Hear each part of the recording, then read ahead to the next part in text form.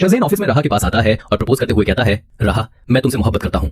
तभी अरमान वहां आ जाता है और ये देखकर कहता है, राहा मुझसे मोहब्बत करती है। लेकिन राहा अरमान को नीचा दिखाने के लिए उसके सामने ही शज़ेन को शादी के लिए हाँ कर देती है। अरमान ये देखकर बेहद उदास होता है और वहां से चला जाता है।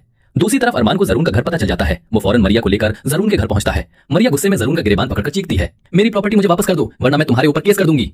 अरमान जैसे ही जरून को मारने के लिए आगे बढ़ता है, जरून खौफ और गुस्से में आकर अरमान पर गोली चला देता है। अरमान खून में लथपथ गिर जाता है और जरून अपने बाप वसीम के साथ वहां से भाग जाता है। मरिया फौरन अरमान को उठाकर हॉस्पिटल ले जाती है। इधर मरिया बतूल को कॉल करके बताती है कि जरून ने अरमान पर गोली चला दी है। अदील अंकल फौरन हॉस्पिटल आते हैं और अरमान की हालत देखकर गरज कर कहते हैं, बेटा मैं उन दोनों धोखेबाजों को जिंदा नहीं छोड़ूंगा। दूसरी तरफ अदील सीधा पुलिस स्टेशन जाते हैं और जरून के खिलाफ अटेम्प्ट टू मर्डर की एफआईआर कटवा देते हैं। अगले ही दिन अदील को जरून की छुपी हुई लोकेशन का पता चल जाता है। वो बतूल को लेकर फौरन वहां पहुंचते हैं। जरून उन्हें देखकर भागने लगता है, लेकिन अदील आगे बढ़कर उसका गिरेबान दबोच लेते हैं और कहते हैं, किधर भाग रहे हो।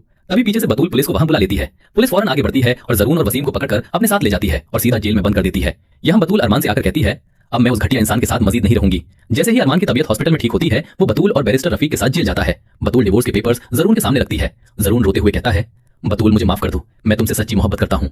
लेकिन बतूल सख्ती से कहती है, मैंने साइन कर दिए हैं, अब तुम भी करो और हमारे रास्ते अलग। मजबूरी में जरून पेपर्स पर साइन कर देता है। बतूल और अरमान वहां से चले जाते हैं और जरून वसीम से रोते हुए कहता है, जेल में हमारी लालच ने ही हमें यहाँ पहुंचा दिया है। दूसरी तरफ शज़ेन राहा के घर रिश्ता लेकर पहुंचता है और कबीर खुशी खुशी हाँ कर देते हैं। अगले ही दिन शज़ेन राहा को शादी की शॉपिंग के लिए मॉल लेकर जाता है। अरमान वहां उन दोनों को एक साथ देख लेता है, जिस पर राहा उसे जलाने के लिए कहती है, आज हमारी शादी है।